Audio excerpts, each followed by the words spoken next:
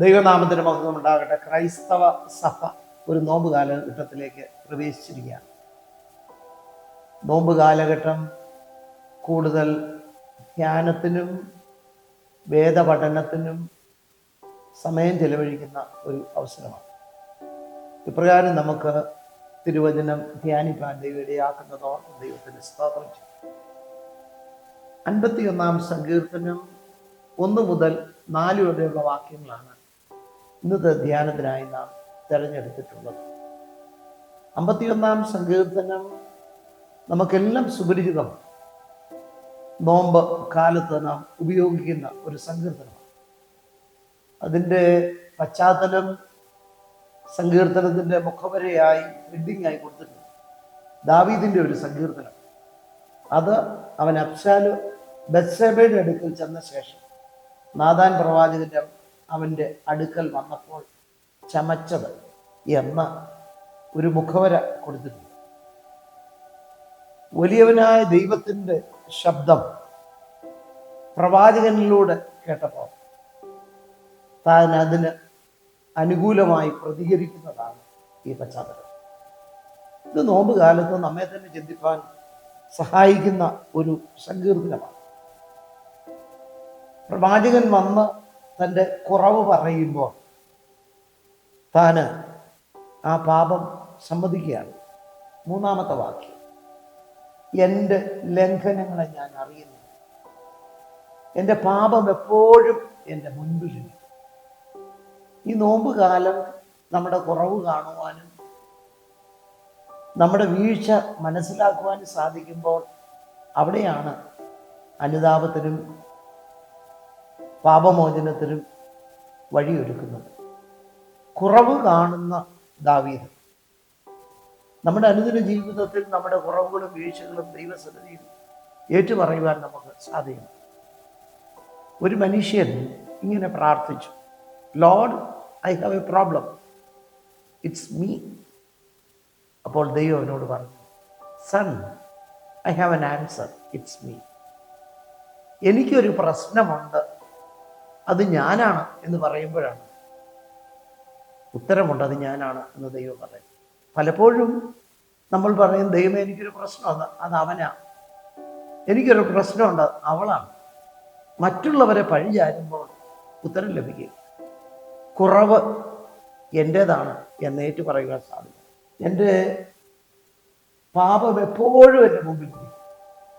രണ്ടാമത് ഇവിടെ ഓർപ്പിക്കുന്ന ഒരു കാര്യം, ഞാൻ ദൈവത്തോടാണ് പാപം ചെയ്തിരിക്കുന്നത് എന്നുള്ള തിരിച്ചറിവാണ്. നിന്നോട് തന്നെ ഞാൻ പാപം ചെയ്തു എന്ന് പറയുക. നിനക്ക് അനിഷ്ടമായത് ഞാൻ ചെയ്തിരിക്കുന്നു. 4-ാമത്തെ വാക്യം, നമ്മൾ ദൈവത്തോട് അനിഷ്ടക്കേട് കാണിക്കുന്നതെല്ലാം പാപമാണ് എന്ന് ഉള്ള വലിയൊരു തിരിച്ചറിവ്. എന്നാൽ തുടർന്ന് അവിടെ പറയുന്നത്, തനിക്ക് നീതിമാനായി ജീവിക്കണം, തനിക്ക് നിർമ്മലനായിരിക്കണം എന്നുള്ള താല്പര്യം തനിക്ക് ഉണ്ട്. അവിടെ പറയുന്നുണ്ട്, ആ ഒരു അനുഭവം സംസാരിക്കുമ്പോൾ നീ നീതിമാനായി, വിധിക്കുമ്പോൾ നിർമ്മലനായി വിധിക്കേണ്ടതിന് തന്നെ ദൈവമായ കർത്താവേ, എനിക്ക് ഇതിൽ നിന്ന് വ്യത്യസ്തനാകണം എന്ന് താന് പറയുക. അതുകൊണ്ടാണ് ഇവിടെ ഒരു നിലവിളിയും ഏറ്റുപറച്ചിലുണ്ട്. എന്നെ നന്നായി കഴുകി എൻ്റെ അകത്തിൽ പോക്കണം, എൻ്റെ ലംഘനങ്ങളെ മായിച്ച് കളയണം, എന്നെ വെടിപ്പാക്കണമേ, എൻ്റെ പാപം നീക്കി എന്നെ വെടിപ്പാക്കണം. തൻ്റെ ഹൃദയത്തിൻ്റെ അന്തർഭാഗത്ത് നിന്ന് 130-ാം സങ്കീർത്തനത്തിൽ സങ്കീർത്തനക്കാരൻ പറയുന്നുവല്ലോ, യഹോവേ, ആഴത്തിൽ നിന്ന് ഞാൻ നിന്നോട് ചോദിക്കുന്നു. എന്താണ് ആഴം? The bottom of my heart, എൻ്റെ ഹൃദയത്തിൻ്റെ അന്തർഭാഗത്ത്.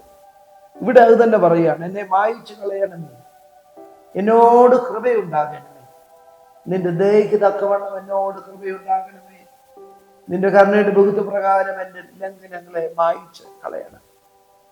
ആത്മാർത്ഥമായിട്ടുള്ള നിലവിൽ ആ ശുദ്ധീകരണം പ്രാപിക്കുമ്പോൾ അവൻ്റെ ഇതെല്ലാം വിടുതൽ പ്രാപിക്കുക. ഫോർഡ് എഞ്ചിൻ കമ്പനിയുടെ ഒരു ക്യാപ്ഷനുണ്ട്, only clear engine can give more power. only clear engine can give more power. വണ്ടി സർവീസ് ചെയ്ത് അതിൻ്റെ കരിയും കാർബറേറ്ററിലെ പൊടിയും എല്ലാം മാറുമ്പോഴാണ് ഒരു ഫ്രഷ്നെസ് ലഭിക്കും. ദാവീദ് പറയും, എന്നെ നന്നായി കഴുകണം, എന്നെ വെട്ടിപ്പാക്കണം, എൻ്റെ ലംഘനങ്ങളെ നീ ഒന്ന് മായിച്ച് കളയണം. അത് കഴിഞ്ഞ് താൻ പറയുകയാണ്, നിർമ്മലമായ ഒരു ഹൃദയത്തെ സൃഷ്ടിക്കണം, സ്ഥിരമായ ഒരു ആത്മാവിനെ എന്നെ പുതുക്കണം. പറയുന്നു, നിന്റെ സന്നിധിയിൽ നിന്ന് നിന്നെ തള്ളിക്കളയരുത്, നിന്റെ പരിശുദ്ധാത്മാവിനെ എന്നിൽ നിന്ന് എടുക്കരുത്. ഈ നോമ്പുകാലം ഇത് നമ്മുടെ പ്രാർത്ഥനയാണ്. ഈ നോമ്പുകാലം ആത്മാർത്ഥതയോടെ നിലവിളിപ്പാൻ, ആത്മാർത്ഥതയോടെ ഏറ്റുപറയുവാൻ, ദൈവമേ എന്നെ പുതുക്കണമേ, നിർമ്മലമായൊരു ഹൃദയം എനിക്ക് തരണം, നീ എന്നെ തള്ളിക്കളയരുത്, നിന്റെ പരിശുദ്ധാത്മാവിനെ എടുക്കരുത് എന്ന് പ്രാർത്ഥിക്കുന്നുവെങ്കിൽ ഈ നോമ്പുകാലം ഒരു ശുദ്ധീകരണത്തിൻ്റെ അവസരമാണ്. പൂർവാധികം ശക്തിയോടെ പ്രവർത്തിപ്പാൻ ദൈവം നമ്മെ സഹായിക്കുമാറാകുന്നു. ആമേൻ. തലകളെ വണക്കാം, നമുക്ക് പ്രാർത്ഥിക്കാം. ഞങ്ങളെ സ്നേഹിക്കുന്ന ദൈവമേ, ഒരു നോമ്പുകാലം ഇടത്തിലേക്ക് പ്രവേശിക്കാനുള്ള ഭാഗ്യം ഞങ്ങൾക്ക് നൽകിയല്ലോ. ഈ നോമ്പിൻ്റെ അവസരം സ്വയശോധനയുടെ, ഏറ്റുപറച്ചിലിൻ്റെ, പശ്ചാത്തലത്തിൻ്റെ ഒരവസരമാക്കി തീർക്കണം. നിന്റെ സന്നിധിയോടടുത്ത് വരുവാനും, നിന്റെ മുഖത്തേക്ക് നോക്കുവാനും, നിന്റെ മാർവിൽ ചാരുവാനും അബ്ബാ പിതാവേ എന്നുള്ള പുത്രത്തിൻ്റെ വലിയ അവകാശം ഞങ്ങൾക്ക് നൽകിയിരിക്കുക. സ്തോത്രം. ഈ നോമ്പുകാലത്തെ അനുഭവം ഞങ്ങൾക്ക് അനുഗ്രഹമാക്കി തീർക്കണം. പ്രാർത്ഥന കേട്ടിരിക്കുക. സ്തോത്രം. ദാവീദിനെ പോലെ ഉള്ളു തുറന്ന് ഏറ്റുപറവാൻ, പാപം കുറവുകാരനാണ് ഞാൻ എന്ന് ഓർക്കുവാനും മനസ്സിലാക്കുവാനും വിടുതൽ പ്രാപിക്കാനും അവിടുന്ന് സഹായിക്കണം. മാനമഹത്വം എടുത്താട്ട മെഷിയ മൂലം കൃപയോടെ കേൾക്കണമേ. ആമേൻ.